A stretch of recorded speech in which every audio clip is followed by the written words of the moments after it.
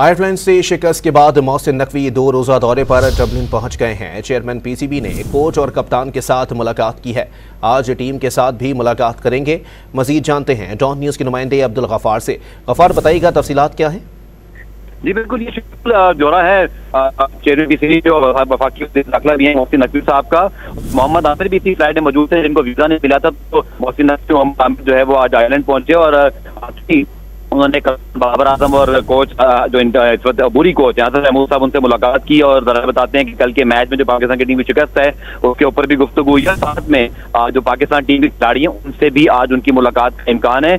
दौरा वैसे शेड्यूल इस हवाले से था कि जो आइलैंड के क्रिकेट बोर्ड के हुकाम है उनके साथ women cricket, junior cricket level, उसके अलावा होम एंड अवे सीरीज के ऊपर जो है वो गुफ्तगू होगी। लेकिन जिस तरह से पाकिस्तान को शिकस्त हुई है, इस दौरे को ज्यादा अहमियत की निगाह से देखा जा रहा है कि मोहसिन नकवी साहब वहाँ पहुंचे हैं और 2 दिन वहाँ रहेंगे, उसके बाद उनकी वापसी है।